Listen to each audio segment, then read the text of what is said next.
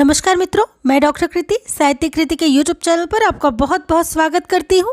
आज की इस वीडियो में हम टॉप 30 MCQ क्वेश्चंस पढ़ेंगे भक्ति काल से संबंधित। भक्ति काल को हिंदी साहित्य में स्वर्ण युग के नाम से भी जाना जाता है और UGC net JRF TGT PGT EMRS सभी परीक्षाओं के लिए बहुत महत्वपूर्ण ये प्रैक्टिस सेट होने वाली है। तो चलिए शुरू करते हैं इसे। तो आज का हमारा जो पहला प्रश्न है वो है कि समग्र भक्तिकालीन काव्य पर कौन सी विशेषता लागू होती है। संपूर्ण भक्तिकालीन काव्य की बात कर रहा है। तो ऑप्शंस देखेंगे। A अवतार में विश्वास, B जाति प्रथा का निषेध, C अहंकार का त्याग या D ईश्वरीय लाला गायन। तो समग्र भक्तिकालीन काव्य पर जो विशेषता है वो है C अहंकार का त्याग। चलेंगे हम अपने अगले प्रश्न की ओर। तो भक्ति आंदोलन को लोक जागरण किसने कहा है। ऑप्शंस देखेंगे। A Nagendra, B Rahul Sankrityayan, C Ramvilas Sharma या D हजारी प्रसाद द्विवेदी जी। तो भक्ति आंदोलन को लोक जागरण कहने वाले थे option number D Hazari Prasad Dwivedi ji. चलेंगे हम अपने अगले प्रश्न की ओर। हम थोड़ा जल्दी प्रश्नों को करेंगे ताकि ज़्यादा से ज़्यादा प्रश्नों को कर पाए और जो महत्वपूर्ण बीच बीच में मुझे बताना होगा मैं आपको बताती चलूंगी। तो ये लीजिए, हमारा तीसरा प्रश्न भी आ चुका है कि कबीर परिचय के रचनाकार कौन है। ऑप्शंस देखेंगे। Option A Nabhadas, option B Anantdas, option C Dharmdas या ऑप्शन डी सुंदरदास। तो जी हाँ, कबीर परिचय जो रचना है उसके रचनाकार है ऑप्शन नंबर बी अनंतदास। चलेंगे हम अपने क्वेश्चन नंबर 4 की तरफ। तो हमारा अगला प्रश्न है कि पायो जी मैंने राम रतन धन पायो। बहुत सुना होगा आपने ये पंक्ति। तो प्रस्तुत जो पद है इसके रचयिता का नाम क्या है। ऑप्शंस देखेंगे। मुझे पता है ऑप्शन की जरूरत भी नहीं है आपको, आप ऐसे ही जानते हैं, फिर भी हम देख लेंगे। Option number A Surdas, option B Kumbhandas, option C Mirabai या ऑप्शन डी तुलसीदास। तो इसका जो सही ऑप्शन है जी हाँ मीराबाई, ऑप्शन नंबर सी। पायो जी मैंने राम रतन धन पायो। अगला जो प्रश्न है वो है आकाश धर्मा गुरु किसे कहा जाता है। बहुत महत्वपूर्ण प्रश्न है। आकाश धर्मा गुरु किसे कहते हैं। ऑप्शंस देखेंगे। Option number A Shankaracharya, option B Ramanand, option C Ramanujacharya या ऑप्शन डी बल्लभाचार्य। तो आकाश धर्मा गुरु भक्ति काल में जो कहा जाता है ऑप्शन नंबर बी रामानंद जी को। महत्वपूर्ण है, ध्यान दीजिएगा। चलेंगे अपने अगले प्रश्न की ओर। मीराबाई की उपासना पद्धति कैसी थी। अब मीराबाई जो उपासना पद्धति थी उनकी, हर भक्त कवि की एक पद्धति होती है उपासना करने की, अर्थात अपने इष्ट को कुछ मानने की। तो जो मीराबाई थी उनकी पद्धति क्या थी उपासना की। ए सखा भाव की, बी पुष्टि मार्गीय, सी माधुर्य भाव की या डी श्रुति सम्मत हरि भक्ति पथ की। तो जी हाँ, मीराबाई की जो भक्ति थी वो माधुर्य भाव की थी। वीडियो यदि आपको पसंद आ रही हो तो एक लाइक ज़रूर कीजिएगा और इसी प्रकार की वीडियोस पाने के लिए इसे सब्सक्राइब करके रखिएगा ताकि आगे आने वाली भी प्रैक्टिस सेट्स आपको बराबर मिलती रहे। चलेंगे हम अगले प्रश्न की ओर। प्रश्न नंबर 7। जन्म काल के अनुसार निम्नलिखित भक्त कवियों का सही अनुक्रम क्या है। यहाँ भक्त कवि दिए हैं सूर तुलसीदास दादू मीरा या सूर मीरा तुलसीदास दादू या तुलसीदास सूर दादू मीरा या फिर तुलसीदास सूर मीरा दादू। तो इसका जो सही उत्तर हो जाएगा ऑप्शन नंबर बी। सबसे पहले आते हैं सूरदास जिनका जन्म है 1478 ईस्वी, उसके बाद आती है मीरा 1516 ईस्वी जन्म, तुलसीदास 1532 ईस्वी जन्म है इनका और अंतिम में है दादू जिनका जन्म 1544 ईस्वी माना जाता है। इस प्रकार जो ऑप्शन नंबर हमारा बी है वो सही हो जाएगा। चलेंगे अगले प्रश्न की ओर। प्रश्न संख्या 8। वृंदावन में मीराबाई की मुलाकात किस कृष्ण भक्त कवि से हुई थी। वृंदावन में मीराबाई की ऑप्शंस देखेंगे। ए चित्त स्वामी, बी रूप गोस्वामी, सी गोविंद स्वामी या डी जीव गोस्वामी। तो जी हाँ, वृंदावन में मीराबाई की जो मुलाकात हुई थी वो कृष्ण भक्त कवि जीव गोस्वामी से हुई थी, अर्थात ऑप्शन नंबर डी आपका सही हो जाएगा। चलेंगे हम अगले प्रश्न की ओर। हमारा अगले प्रश्न है रुद्र संप्रदाय की स्थापना किसने की थी। ऑप्शन देखेंगे। रुद्र स्वामी ने, श्री स्वामी ने, विष्णु स्वामी ने या निम्बारकाचार्य ने। तो रुद्र संप्रदाय की जो संस्थापक माने जाते हैं जिसने रुद्र संप्रदाय की स्थापना की थी वो है ऑप्शन नंबर सी विष्णु स्वामी ने। चलेंगे अगले प्रश्न की ओर। प्रश्न संख्या 10। गौड़ी संप्रदाय के संस्थापक कौन माने जाते हैं। ऑप्शंस देखेंगे। Haridas Niranjani, option B Laldas, option C Hit Harivansh या ऑप्शन डी चैतन्य महाप्रभु। तो गौड़ी संप्रदाय के जो प्रतिष्ठापक है वो माने जाते हैं option number D Chaitanya Mahaprabhu. चलेंगे अगले प्रश्न की ओर। अगला प्रश्न है तुलसीदास किस दार्शनिक मत के भक्त कवि थे?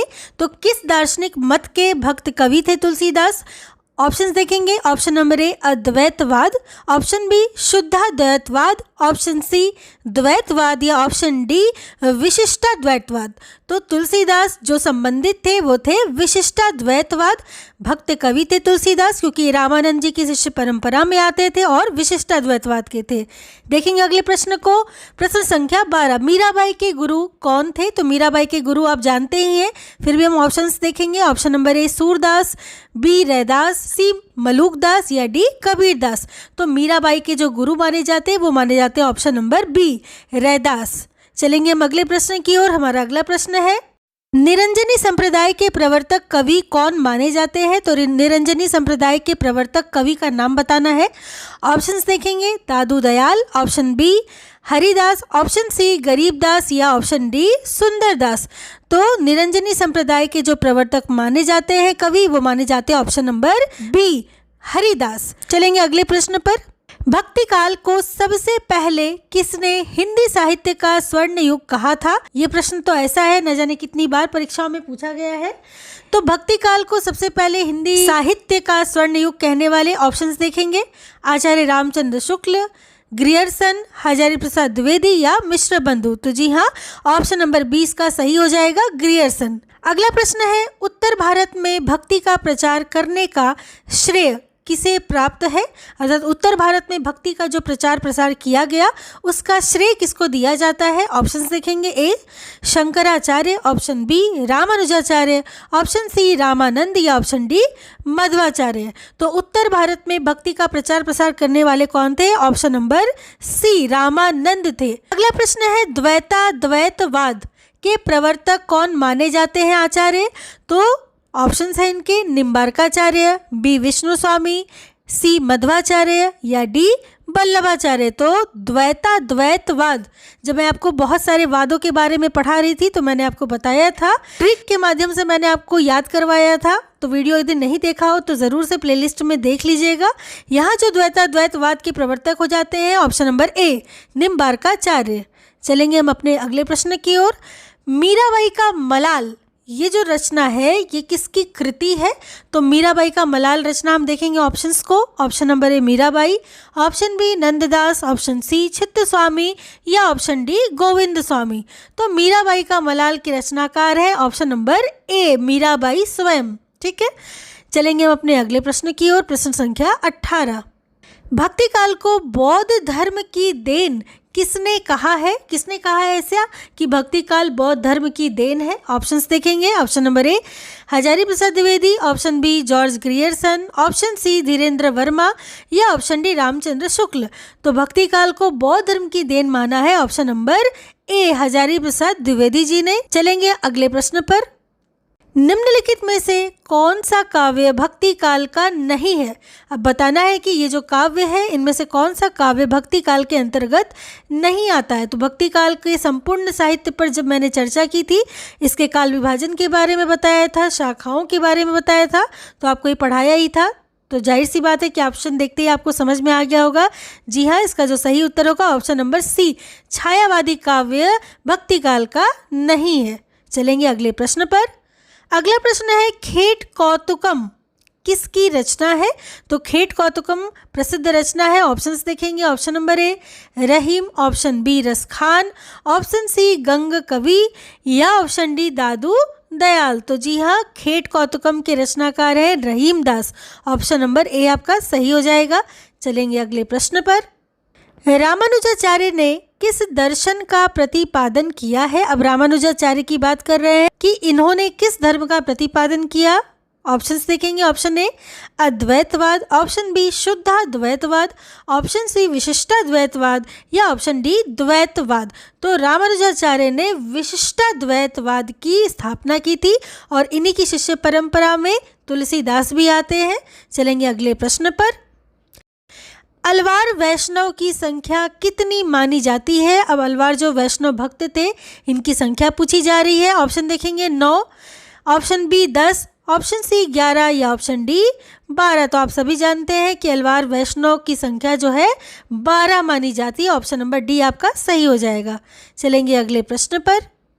अपने पौरुष से हताश जाति के लिए भगवान की शक्ति और करुणा की ओर ध्यान ले जाने के अतिरिक्त दूसरा मार्ग भी क्या था? ये बहुत प्रसिद्ध कथन है, तो यह कथन है किसका? ऑप्शंस देखेंगे। Option number A Ramchandra Shukla, option B Vidyaniwas Mishra, option C Hazari Prasad Dwivedi या ऑप्शन डी नामवर सिंह। तो आप सभी को पता है कि ये प्रसिद्ध जो कथन है वो कथन है option number A Ramchandra Shukla ji का। चलेंगे अगले प्रश्न पर। अगला प्रश्न क्या है? भक्ति रसामृत सिंधु के रचयिता कौन है? भक्ति काल का बहुत महत्वपूर्ण ग्रंथ है भक्ति रसामृत सिंधु। ऑप्शंस देखेंगे। Option A Ramanand, option B Ramanujacharya, option C Vitthal Nath या ऑप्शन डी रूप गोस्वामी। तो जी हाँ, रूप गोस्वामी ऑप्शन नंबर डी इसका सही उत्तर है। रूप गोस्वामी ही भक्ति रसामृत सिंधु के रचयिता है। चलेंगे अगले प्रश्न पर। प्रश्न संख्या 25 पर। रसखान कवि का वास्तविक नाम क्या था? तो रसखान का वास्तविक नाम आपको बताना है। ऑप्शंस देखेंगे। Option A Naseem Khan, option B Ali Muhammad, option C Abdul या ऑप्शन डी सैयद इब्राहिम। तो आपको पता ही है कि रसखान का जो वास्तविक नाम था वो था सैयद इब्राहिम। चलेंगे अपने अगले प्रश्न पर। प्रश्न संख्या 26। अगला प्रश्न है निम्बार्काचार्य का संबंध किस दर्शन से है? निम्बार्काचार्य आचार्य है भक्ति काल के और इनका संबंध किस दर्शन से माना जाता है? तो ए विशिष्टाद्वैत से, बी द्वैतवाद से, सी द्वैताद्वैतवाद से या फिर डी शुद्धाद्वैतवाद से। तो निम्बार्काचार्य है उनका संबंध माना जाता है ऑप्शन नंबर सी द्वैताद्वैतवाद से। चलेंगे अपने अगले प्रश्न पर। मदनाष्टक के रचयिता का नाम क्या है? मदनाष्टक जो रचना है इसके रचयिता कौन है? ऑप्शंस देखेंगे। A Keshavdas, option B Raskhan, option C Rahim या ऑप्शन डी नरोत्तम दास। तो मदनाष्टक जो रचना है उसके रचयिता है ऑप्शन नंबर सी रहीम दास। चलेंगे अगले प्रश्न पर।